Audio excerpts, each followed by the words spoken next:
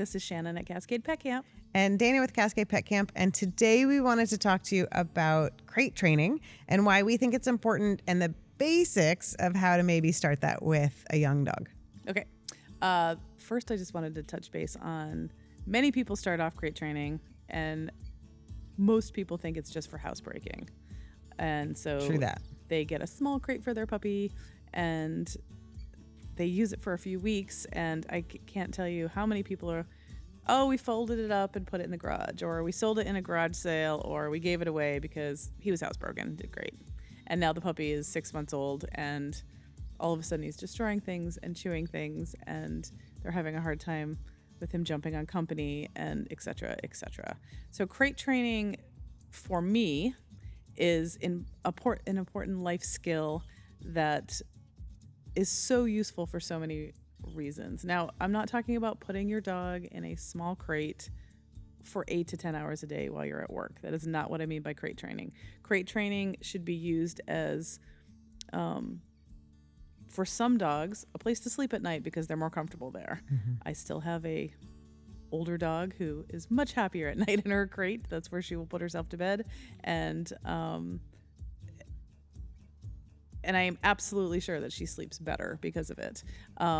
My dogs are now, after many years of them destroying a few vehicles and riding loose, are only in a crate for safety reasons mostly, but also for ventilation, because I have multiple dogs, for safety, and for dogs to go back after you've done a training session with them, to go back and to be able to have their own place for their brain to relax and have that quiet time, which is also important. But crate training is also important for your dog, for them to learn to be quiet in a smaller space where they can feel safe, so they're not stressed out when they have to go to the veterinarian, when they possibly have to be boarded, or if some life emergency comes up, like a fire or a hurricane or something where you may have to go stay in a hotel room or Airbnb and your dog needs to be crated. For all those reasons, crate training is really important. Yeah, and I think you and I start it from day one when we have particularly a puppy, but even a new young or adult dog.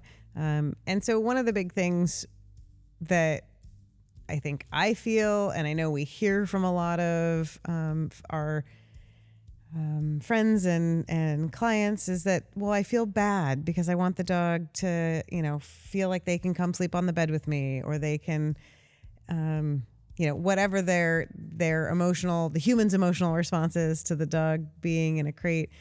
But we also don't want that crate to be in the other room or in the garage to start. So I think both of you and I start the same way, that we'll have a puppy in a pretty open containment. So a wire crate is often what I start my young puppies in. And yeah, it might have a towel or a blanket draped over it if I need it to be darker. But that's right next to my bed, so I can put my hand down or my foot down so that they know I'm right there. And that they are not, in fact, alone. And I find most puppies, if their needs have been met throughout the day, which we've talked about in lots of different ways, they'll cry for a few moments at the most, and then they fall asleep, and they sleep well through most of the evening.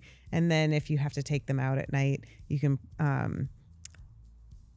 So actually, let's just dive in there. So for me, when I bring a puppy home, or if I've kept a puppy, the crate's by my bed. Puppy might whine at 2 or 3 or 4 in the morning, without much fanfare, without a lot of snuggling, without a lot of smooching on the puppy. I bring the puppy outside. Right now I've had small breed dogs, so I carry my puppy outside so they can't accidentally have an accident on the way to the appropriate spot to have a potty. And then that must be nice. Yeah. Then I put them outside, and we have a little calm reinforcement party when they've had their time to use the restroom outside. So they get a little treat. But I don't do a big party because I don't want to get them all revved up. And I gently carry them back or lead them back into their crate. And I tell them, I use the word, it's not time to get up yet, because my adult dogs end up learning that as well. And they're able to then just settle. Scream too early too early. Well, sometimes. So that's how I start at night for a puppy. What do you do during the day when your puppy needs a break, or when you need a break, you need to run to the store or take a work call? And you and I have discussed many times with our clientele that we raise dogs differently. I tend to be a little bit more of a tiger mom, and I don't want them to make mistakes. So I set them up for success, and to not chew my shoes and to not get into things when I'm in the shower or when I can't watch them. And you have different thoughts on that. Your puppies are out a lot more, and neither one is wrong. But so because of that, when I put my puppy back in the crate for 20 minutes while I'm in the shower, or if I'm doing something that I can't watch them, I keep it really positive. So the crate should always be positive. It should always be something that your puppy wants to go into. So whether that's they're eating a meal in the crate, they have a food puzzle in the crate, they have a high value treat. Sometimes it simply means that there's also a crate in my kitchen, or an X pen in my kitchen. So while I'm cooking or doing dishes or doing something else, that's a great time for your puppy to practice being in that crate or in that confinement X pen baby gated area, so you can talk to them and reinforce that they're being a good dog and that it's that's a normal high value place to be. And that's I think a important thing for people to recognize, that crate training in our minds often gets lumped in with kind of other quote unquote confinement training. So some people will tether their dog. We tend to use exercise pens, so little wire fences to keep our dogs in. And that those skills all end up translating to the dog's ability to turn their brain level down and take a little rest and kind of rejuvenate a little bit in a smaller, not free range of the house kind of way. And I think we both do that, like you said, to varying degrees. I live in a very small house, so it's very hard for my puppies to get away from me in any way that would be meaningful, that they could destroy something out of my visual or earshot. So yeah, I probably do use it less, but the goals of it are really similar, that we take a fun toy that they may like, particularly if they're in more of a pen setting, and we might even make that toy fun, that they can play with it. And we put the puppy in the toy or the dog in the toy in the pen or in the crate together. We give them a nice chew toy to start in there.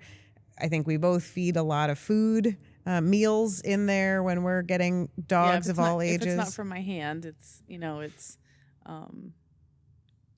making the crate high value. Yeah. And, Dana brought up a good point.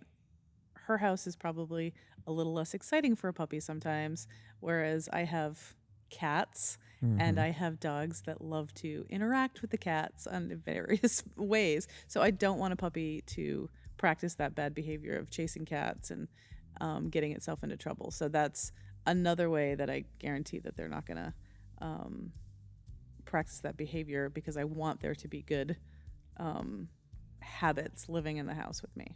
And our goal, regardless of age that you start with the dog, is that it really is a social cue that they need to take a little rest. So that could be, we talk a lot about an overstimulated puppy, a puppy that's just sort of terrorizing the house, kind of like the witching hour, kind of like a kid throwing a tantrum in Target.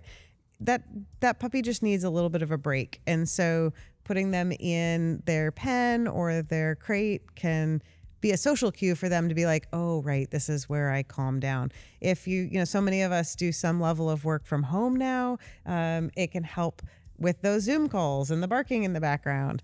You mentioned the car, we both drive a lot with our dogs, and my dogs run to get in the car and jump in their crates. Oh, yeah. They think that is the best thing ever, because they've gotten to go to so many more places with me now that I bring them in crates. On hot days, I can roll all the windows down and I can have my dog safely in their crates, and they've got great airflow and they can go more of the year with me because of that. So I think we look at crate training as a way to expand our dogs' lives, and certainly prevent things that we don't want happening. But it allows them to actually have a more enriched life if they're crate trained.